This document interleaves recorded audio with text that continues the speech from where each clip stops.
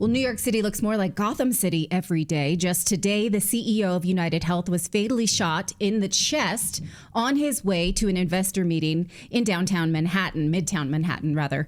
Now, this comes as the jury begins deliberation in the Daniel Penny trial, the veteran who held down the man who was harassing subway riders. That man later died, and Penny is being tried for manslaughter and criminally negligent homicide. Well, my next guest has been warning about violence in New York City and New York abroad. She's a former New York congressional candidate who survived an assault in New York by a man with a knife and brass knuckles. So she is a vocal supporter of the Second Amendment and restoring law and order in New York City, which seems to not be there. So Liz Joy, thank you so much for being a first-time Redacted guest. Well, it's great to be here. Thank you so much for inviting me.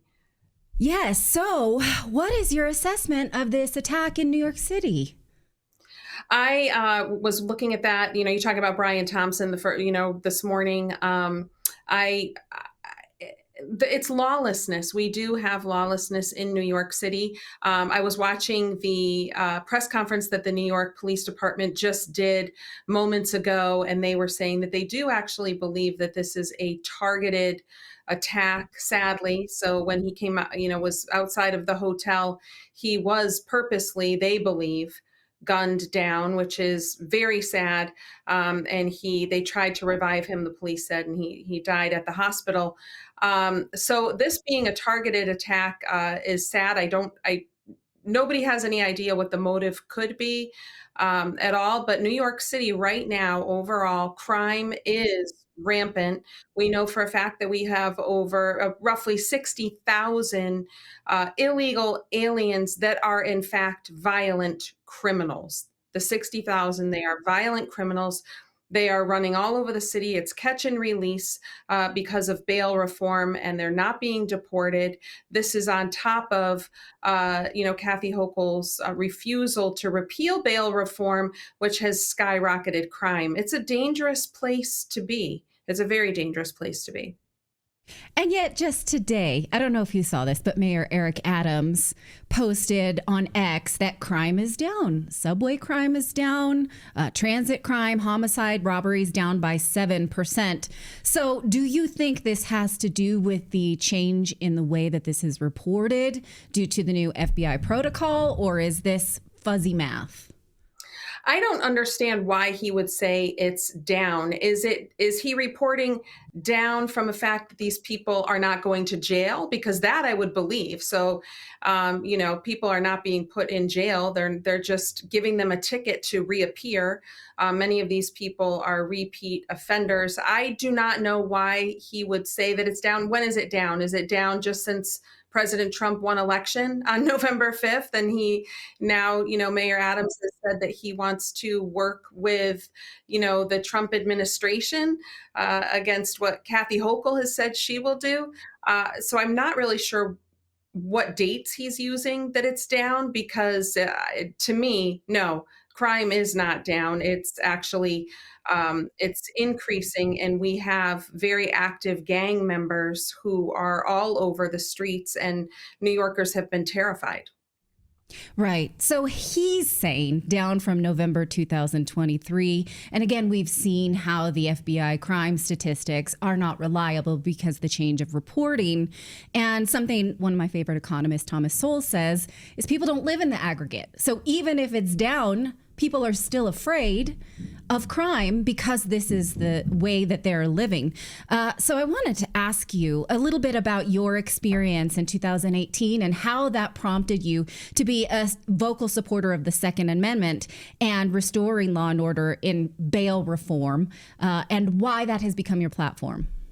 Yes. Well, 2018 was before bail reform took effect.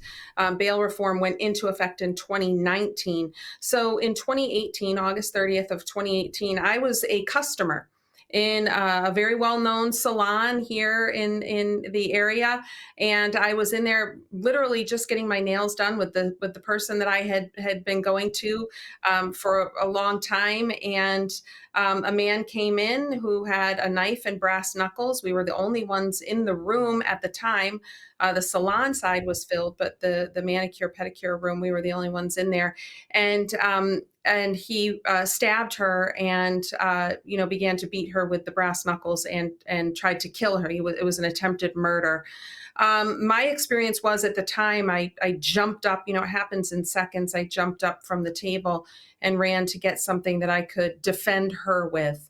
And because she's a mom, has had 2 kids, and so I grabbed what I could, which was a wrought iron mannequin, actually, and I basically used it like a javelin, and I beat him as hard as I possibly could, and I did keep him away from her, but he was also hitting back and swinging back at me. So we had a very what felt like to me a very long time. It was about an 8-minute fight, all out fight between him and I.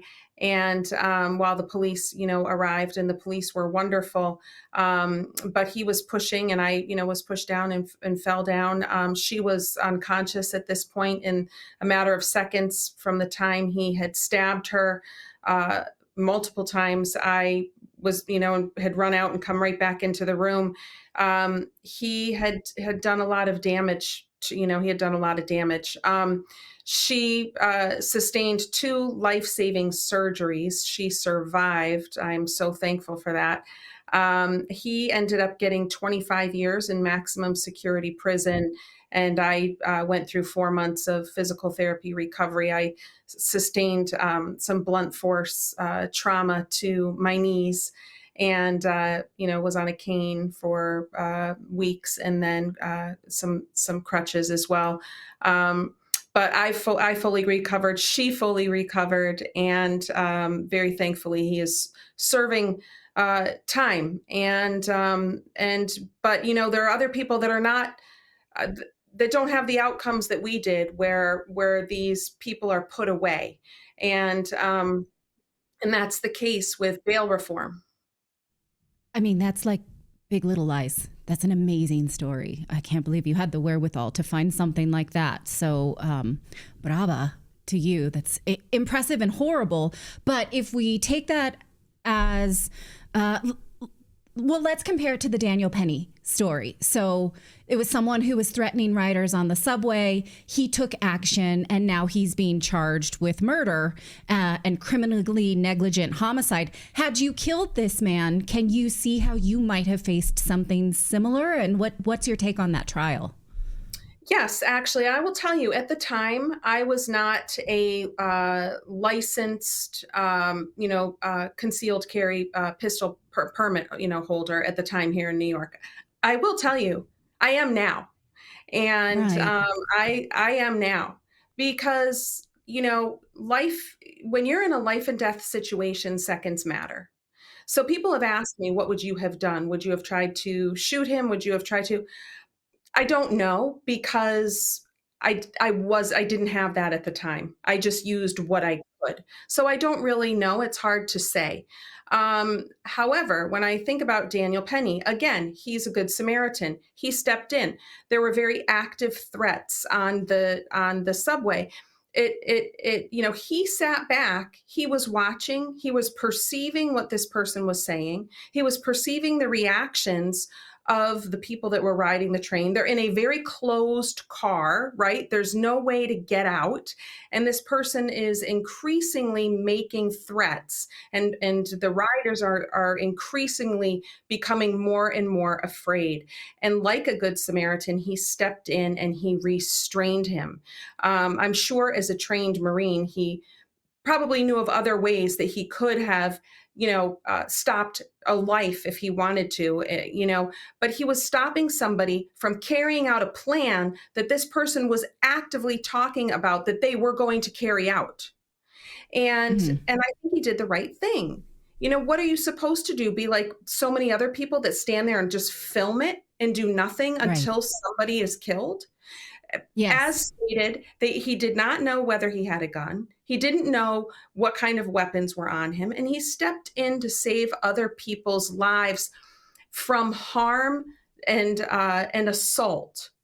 And that is very, very valid. My hope is that he Mhm. will have all charges dropped, because going forward, who wants to step in and help anybody anymore? Right. If you Yeah. think your Well, our life is social going to be ruined. contract with the government is that we pay taxes and they protect us. So they're not upholding their part of the contract. So right now it's on us. And so if we punish those of us who are having to take matters into their own hands for protection, then the rest of us are unsafe, right? And we are having to take matters into our own hands here in New York. We are having Right. to walk around, people are much more cautious. People are not going into places that they would normally previously felt comfortable going into over the number of years. I mean, this has increasingly been happening to New Yorkers over the last few years since Cuomo and Kathy Hochul are in office. And we have people like Alvin Bragg, who refuses to make criminals, accountable. Thankfully, now we have Mayor Adams, who is saying that he wants to work to try to drive down crime, but we still have a governor that refuses to do that. New York State is filled with wonderful people. And, we normally step in to help others, just like Daniel Penny did. And I applaud him for stepping in to be helpful. And I think that it is a travesty that that he is being tried for what he's being tried for. I pray that these charges get dropped. And obviously Yeah. the person, they have had several run-ins with the law before. And as previously Yes. stated, had he already been in jail, this probably wouldn't have happened. But he wasn't. He didn't have the mental health help he needed. And he had several run-ins with the law. So And so we've seen that Democratic registration dropped 7% in New York City, 4% across New York State, which Democrats like to count on New York as reliably blue. Do you think that this is one of the major reasons that people are rejecting the Democratic Party, because they are the party of lawlessness that makes the rest of us unsafe? 100%, yes. When New Yorkers went to the polls, and we went plus 11 points here in New York State for President Trump, that he received the largest Republican candidate vote ever in 36 years. I mean, that is pretty astounding. So New Yorkers went plus 11 points for President Trump. Our state shifted to the right. We have been shifting slowly. And the number one concern for New Yorkers is safety and security and a better economy. We need to have safety and security. We have to have the violent, illegal aliens deported from our state. We don't want sanctuary cities. We want criminals behind bars. We want bail reform repealed, and we want a stronger economy.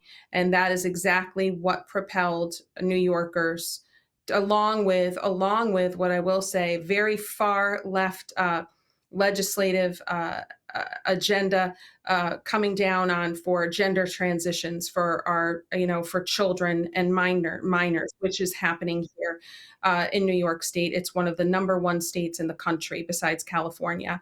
And it is big business, and it's growing by the millions of dollars for profit for hospitals and physicians here.